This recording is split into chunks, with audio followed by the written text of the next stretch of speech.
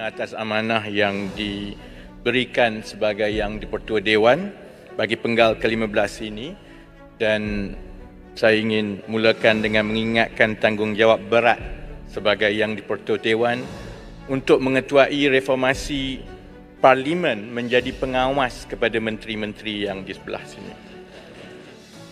Ini kali pertama sejak tahun 2004 yang pilihan raya umum menghasilkan sebuah kerajaan dengan sokongan 2/3 Dewan. Sebelum saya teruskan, saya nak beritahu Yang di-Pertua Dewan awal-awal yang saya tidak akan bagi ruang kepada pendang dan juga hulu langat untuk mencelah. Kalau pendang dan hulu langat untuk bangun, saya silakan ke sebelah, bolehlah melalak sekuat-kuatnya di luar Dewan. Ya.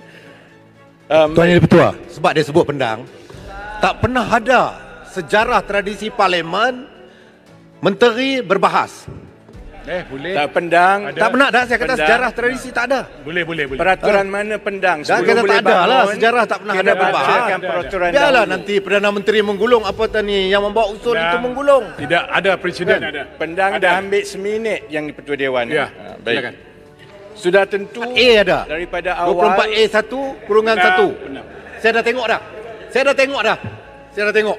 Daripada awal setakat ini saya tengok semua perbahasan daripada sebelah sana, isu yang ditimbulkan ialah soal istilah. Bukan soal ekonomi, bukan soal rakyat, bukan soal kepayahan dan cabaran. Dia soal istilah yang tidak bersetuju apabila kerajaan ini dipanggil sebagai kerajaan perpaduan. Baik. Untuk makluman kepada anggota di sebelah sana sendiri, soal istilah ini sepatutnya perlu dirujuk kepada Paguh dan Marang. Kerana Paguh dan Marang yang dipanggil pertama kali dan ditawarkan untuk membentuk kerajaan perpaduan. Tetapi lain kali, saya ingat tindakan yang dibuat oleh sebelah sana yang melantik Larut sebagai ketua pembangkang, insya-Allah lepas ini ada perunding yang lebih baik. Kalau kena cara, baru boleh duduk di sini. Buat masa sekarang, jangan marah atas soal istilah di atas kegagalan Paguh dan Marang yang menolak untuk menyertai kerajaan perpaduan ini. PRU 15 menyaksikan medan persaingan yang paling sengit dan hasilnya keputusan yang diberikan oleh rakyat menuntut kebijaksanaan dari semua pihak untuk membalas kebijaksanaan rakyat yang tidak memilih mana-mana parti pun untuk membentuk kerajaan secara bersendirian. Dan itu ada hikmahnya. Kerana kita berhadapan dengan kekangan kewangan dalam suasana keadaan ekonomi dunia yang semakin tidak stabil. Kos menjana elektrik contohnya telah naik sebanyak 3 kali ganda dalam tempoh 12 bulan yang lepas. Begitu juga dengan kos petrol. Sebab itu segala pendekatan pentadbiran yang sebelum ini digunakan mungkin tidak lagi berkesan dalam kita menghadapi cabaran-cabaran yang terbaru ini. Keadaan ekonomi dunia juga dijangka akan menjadi lebih mencabar dalam tahun 2023. Dan sekiranya pergolakan geopolitikal yang berlaku ini berterusan, sudah tentu ada kemungkinan besar ekonomi dunia akan memasuki kemelesetan. Maka seluruh tumpuan negara sepatutnya perlulah ke arah menggembeling setiap usaha untuk mempertahankan kebajikan rakyat daripada terkesan daripada masa dan juga cabaran ekonomi global ini. Kita pun sudah berada dalam keadaan yang betul-betul mencabar. Contohnya hanya sekitar 2% daripada jumlah perusahaan-perusahaan yang ada di negara ini yang menyumbang kepada lebih 60% kepada ekonomi negara melalui KDNK. Maksudnya sebahagian besar daripada syarikat-syarikat sebenarnya tidak mampu untuk menanggung gaji dan juga menghadapi cabaran ekonomi. Dari segi agihan laba ekonomi kepada pekerja-pekerja, kadar di negara ini hanya 38%. Berbanding dengan di negara-negara maju yang kadarnya melebihi 50%. Sebab pendang kacau tadi, saya mohon 1.5 minit tambahan. Sebab itu sebarang kejutan kepada ekosistem ekonomi negara akan ada kesan yang sangat besar kepada rakyat dalam tahun 2023 ini. Dalam keadaan juga keupayaan kewangan negara ataupun yang selalu disebut sebagai ruang fiskal menjadi lebih sempit.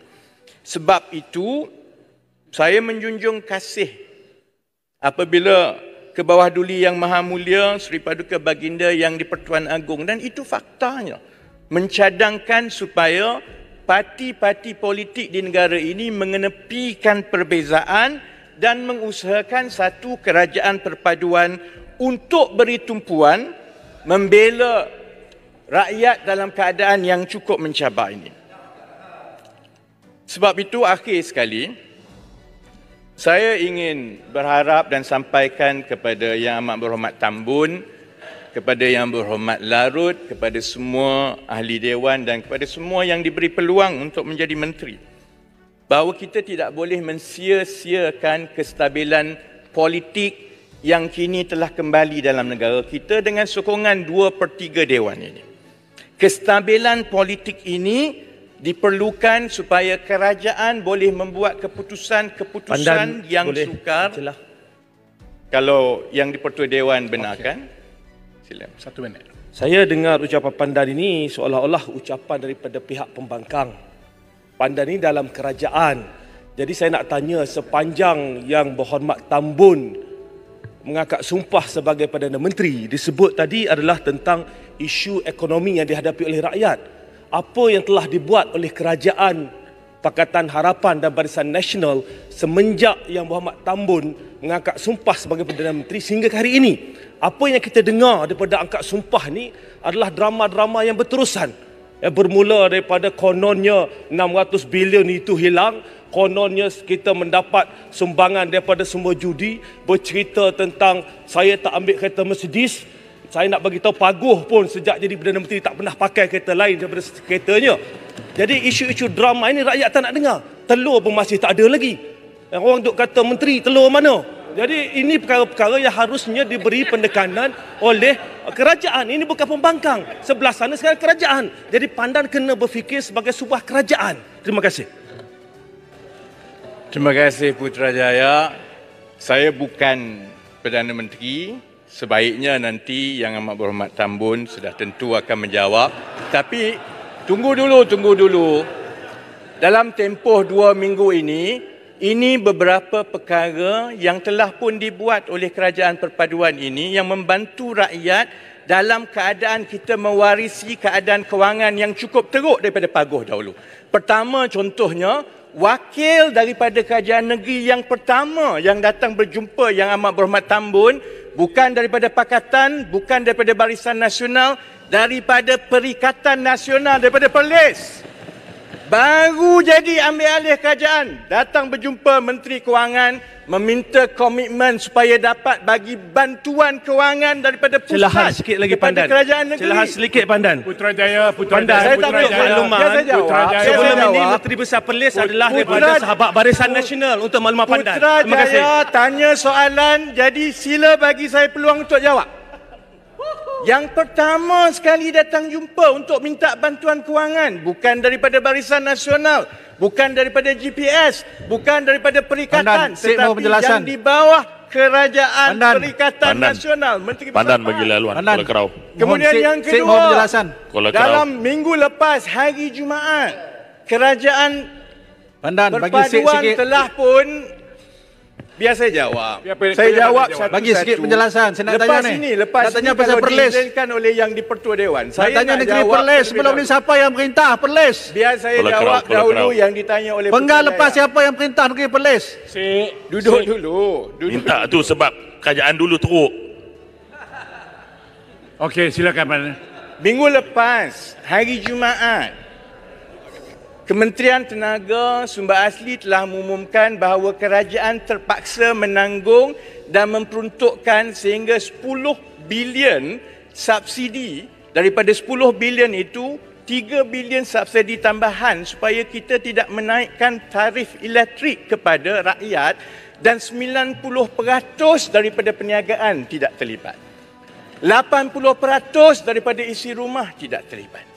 Sedangkan syur yang sebelum itu telah diputuskan dan dibincangkan semasa kerajaan yang jadi tunjangnya ialah Perikatan Nasional sebelum diambil alih ialah untuk menaikkan tarif kepada semua kerana kerajaan tidak mahu menanggung beban subsidi 14 bilion. Yang ini menteri-menteri yang daripada termasuk Putrajaya sendiri tak jawab ni. Dia tak jawab bahawa bila kita ambil alih kita terpaksa tanggung beban dan kita reverse balik sebahagian daripada beberapa cadangan yang telah dibuat. Baik. No. Yang Muhammad menghina Bro. Arok, kita sambung kemudian. Kita sambung kemudian. Saya nak bagi kepada Tasik Bro, logo. Perdana Menteri masa itu sekarang dah jadi kawan. Jangan hina dia. Tak baik buat macam tu. Sekarang dah jadi kawan. DAP dengan Kita sambung dengan UMNO kemudian. sudah bercium. Saya hanya jawab apa yang telah dibuat oleh Kerajaan Perpaduan dalam 2-3 minggu ini. Putrajaya tanya, saya jawab. Baik, saya nak simpulkan begini ya. Kita perlukan kestabilan politik ini kerana kita perlu buat beberapa keputusan yang cukup sukar dalam keadaan. Pertama, kita kena melindungi, memperkasa dan mengupaya kebebasan institusi-institusi penting dalam negara. Supaya kita ada satu kerajaan yang ada timbang tara dan bebas untuk menjalankan tugas masing-masing. Parlimen, kerajaan, Kamar Peguam Negara, kehakiman dan lain-lain. Kedua, dalam tempoh 5 tahun ini dengan majoriti yang baik ini, saya berharap kita dapat mengalih pergantungan kerajaan dari beberapa sumber kewangan sahaja kepada kombinasi sumber pendapatan yang lebih kukuh, lebih mampan, lebih pelbagai dan lebih progresif.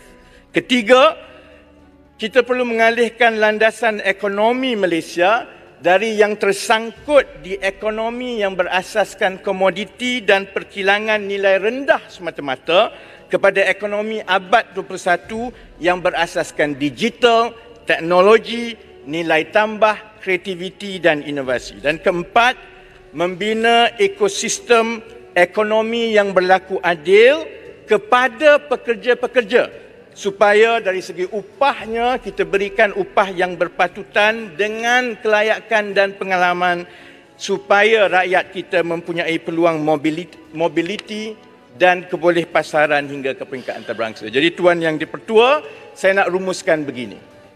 Dalam keadaan ekonomi yang sukar, keadaan dunia yang mencabar, Dia rumus lah, cukup. dalam keadaan kita perlu membuat keputusan-keputusan yang begitu sukar tadi, jika ada satu kerajaan ataupun perkumpulan yang ada kemampuan untuk melaksanakan anjakan-anjakan strategi yang sukar itu dalam tempoh 5 tahun itu, satu-satunya perkumpulan yang ada itu adalah Kerajaan Perpaduan yang ada di sebelah ini, insya-Allah. Jadi sebab itu, saya dengan ini menyokong usul percaya kepada Yang Amat Berhormat Tambun sebagai Perdana Menteri. Terima kasih.